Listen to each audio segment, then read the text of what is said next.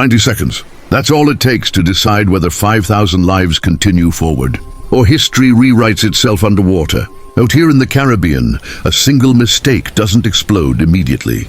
It echoes, it travels, and it gets answered before the person who made it even realizes they've been heard. Tonight's story doesn't start with missiles or explosions. It starts with a submarine that should never have left port. An aging steel tube pushed into the ocean by pride, politics, and desperation. The captain believes stealth still exists. He believes silence means safety. He believes the most powerful navy on Earth hasn't noticed him yet. But naval warfare doesn't reward belief. It rewards math, sound, and time. And right now the clock has already started ticking. For someone who doesn't know they're already late. Because in modern naval warfare scenario analysis, being detected isn't the end. It's what happens next that changes everything. Here's the uncomfortable truth about modern naval warfare. The ocean doesn't hide you anymore.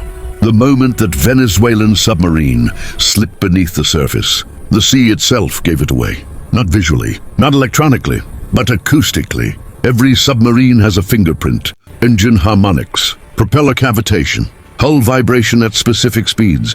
You can repaint it, rename it, replace parts, but you can't erase its voice. Within minutes, passive sensors across the Caribbean picked it up. Not one system, many. Far away, analysts weren't guessing. They were confirming crew size, fuel limits, endurance, even likely stress points in the hull. Meanwhile, inside the submarine, the crew feels invisible. No alarms, no warnings, just darkness and routine. That's the psychological trap of underwater warfare. Silence feels like control, until you realize silence cuts both ways. Because being watched doesn't feel dangerous. Being engaged does. And the most terrifying part, engagement doesn't begin with a weapon. It begins with a decision. The captain's orders are simple. Get close. Stay quiet. Wait for the moment that turns politics into pressure. He's not chasing victory. He's chasing relevance. This is what desperation looks like in naval warfare scenario analysis. Not bold strategy, calculated risk without a backup plan. Inside the submarine, systems groan under strain. Old valves, aging wiring, machinery designed for a different century. Training manuals talk about ideal conditions. Reality delivers corrosion, fatigue, and shortcuts learned over years of neglect. The torpedoes on board still work. Mostly, each one weighs more than a small car. Each one carries enough explosive force to break a ship's spine. And that's the illusion. A single hit could change headlines worldwide. But the crew doesn't see the other equation forming above them. They don't see the destroyers adjusting speed. They don't see aircraft painting the water with invisible grids. They don't hear the submarines repositioning behind them. Because the most dangerous phase of an attack isn't the launch. It's the preparation. And that's when the clock becomes lethal. This is where naval warfare stops being dramatic and becomes brutally technical. Opening a torpedo tube isn't silent. It never has been. It's physics. Seawater rushes in. Pressure equalizes. Metal flexes. To the crew, it's routine. To trained sonar operators hundreds of miles away, it's a scream. Sound travels fast underwater. Faster than fear. Faster than regret. Within seconds, multiple American sensors register the same anomaly. They don't ask if it's a torpedo tube. They ask which one. Classification takes moments. Weapon assignment follows. Firing solutions are calculated while the Venezuelan crew is still checking gauges. This is the part no movie shows. No countdown, no dramatic shouting. Just quiet voices confirming data while options disappear. Because in modern naval warfare scenario analysis, the side that moves second often never moves again. And right now, the Venezuelan captain hasn't fired anything yet, but someone else already could. Somewhere behind that Venezuelan submarine, something far more dangerous is moving. You won't hear it. You won't see it. Even the crew it's hunting won't know it's there. An American attack submarine has already slid into position, not close enough to be detected. Close enough to end everything. This is the invisible advantage of modern naval warfare. The fight is decided before the first shot, not after. On board the US submarine, there's no panic, no rush, just confirmation. Target speed, depth, course.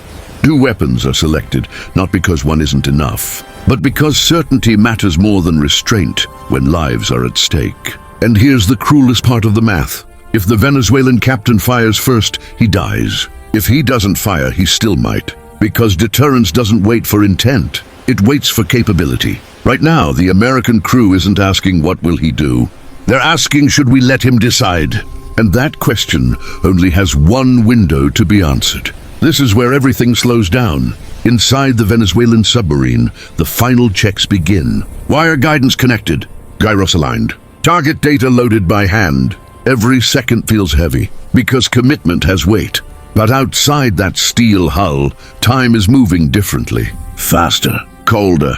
American command already knows the range, already knows the probability of kill, already knows how many lives end if this escalates. And escalation isn't emotional, it's procedural. In naval warfare scenario analysis, the deadliest weapon isn't the torpedo. It's authorization. One coded message, one confirmation tone, one silent nod in a control room.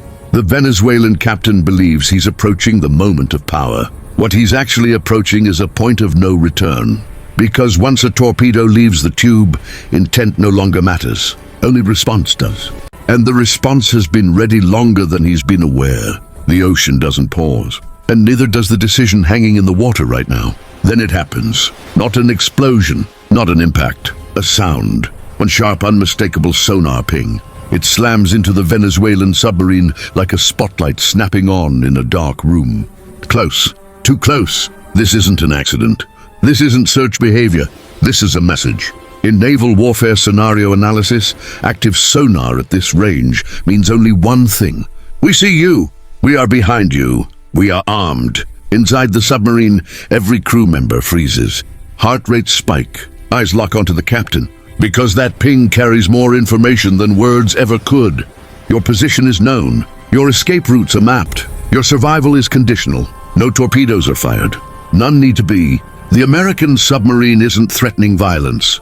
It's proving restraint. And restraint is terrifying when you understand what's being withheld. The captain now has seconds to choose between humiliation or annihilation. The captain exhales. Orders are reversed. Hands move slower now. No one speaks unless necessary. The torpedo tube stays closed. Surfacing isn't defeat in naval warfare. It's survival. As the submarine rises, antennas break the surface first. Then the sail. Then the reality no one on board can escape. They were never alone. Above them, the carrier strike group remains distant, calm, almost indifferent. Destroyers hold position. Aircraft circle lazily. No celebration. No pursuit. That's the point. In modern naval warfare scenario analysis, victory isn't sinking your enemy. It's convincing them they never had a chance. The Venezuelan submarine turns back toward port under watchful silence. No radio taunts, no warnings, just knowledge. And that knowledge will travel faster than any torpedo ever could. Through command rooms, ministries, and future decisions. Because every navy learns fastest from the battles that never happen. What happened next will never appear in an official press release. No wreckage, no casualty numbers, no dramatic footage. And that's exactly why it matters. Back in Venezuela, reports will be rewritten, exercises reclassified, timelines quietly adjusted. But among naval planners, this moment lands hard. Because modern naval warfare scenario analysis isn't about who fires. It's about who forces restraint. One submarine returned, but an illusion didn't. The illusion that outdated steel can challenge invisible networks. The illusion that proximity equals power. The illusion that silence still means surprise. Every nation watching understands the real message now. You don't need to see the weapon to be inside its range. You don't need a warning to already be defeated. And somewhere deep beneath the Caribbean, the same American submarines are already tracking the next contact. Because deterrence never sleeps. It just waits. And the final lesson of this encounter hasn't been revealed yet. Here's the part most people never think about. No medals were awarded, no victories announced, no enemies destroyed, but thousands of lives continued uninterrupted. That's the quiet power of modern naval warfare. The wars you never hear about are often the most successful ones. While you slept, decisions were made in steel rooms beneath the ocean. By people you'll never see, who chose patience over fire. Naval warfare scenario analysis often asks, what if a shot is fired? The better question is, what if it isn't? Because the most decisive 90 seconds in this story weren't about launching a weapon. They were about choosing not to. Deterrence doesn't look dramatic. It looks boring. And boring is what keeps carriers floating, cities sleeping, and families whole. So the next time you hear about naval power, remember this. The strongest force on Earth doesn't announce itself. It waits, it watches, and it ends conflicts before they ever begin.